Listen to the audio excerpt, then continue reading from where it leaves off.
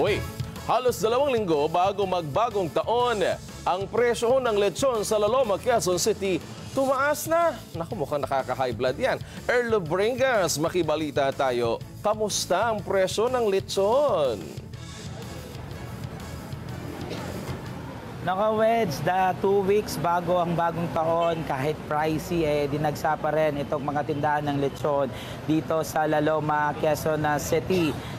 Kaninang madaling araw pa lang, wala nang pated yung pagdating dating mga kababayan na bumibili rito dahil nga sa kahit 2 weeks pa from now on, yung bagong taon, ay may mga namimili na dahil kabi-kabi na yung mga year-end party, may birthday pa at marami pang mga selebrasyon na talaga namang parte ng kanilang hapagkainan itong lechon. Pero sa kabilangan ng medyo pricey nga ay hindi naman iniinda ng mga nagtitinda dito yung banta ng ASF, kung kaya't dahil madami pa rin tumatangkilik sa lechon ngayong kabi-kabila ang mga handaan.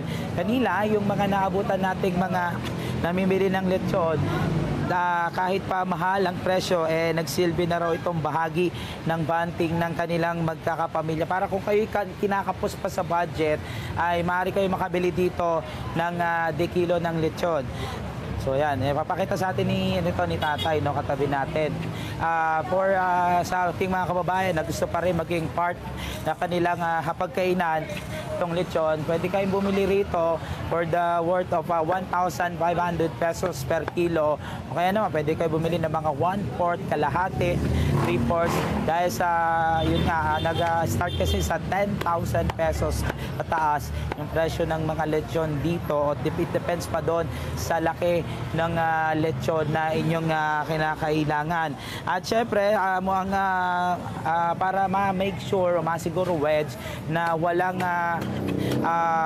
na safe itong mga lechon na ito, ay meron pa rin mga checkpoint na itinalaga ang Quezon City Veterinary Health Department para doon sa ating mga kababayan na baka nangangamba kayo doon sa kaligtasan nyo kapag bumili kayo ng lechon, maaari kayong makasiguro naman dahil ito, kagaya ng mga lechon na katulad na to, ASF free naman kahit papaano. Para doon sa ating mga kababayan na gusto medyo masarsa, 300 pesos itong kanilang lechon paksiw. So, almost 2 serving na to para doon sa ating mga kababayan. At syempre, patuloy na paalala ng mga otoridad. Ito, may bumibili pa.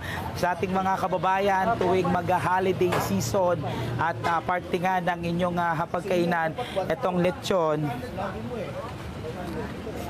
malutong wedge. Ang hinahinay sa pagkain at baka pumutok ang inyong batok ngayong pagsalubong sa bagong taon. Balik muna sa inyong wedge and Gianna. Oy, ang sarap naman ng free taste. So dyan, Erlo, dala mo naman kami dito ng lechon, ha? Maraming salamat. Ako, pakabusog ka dyan.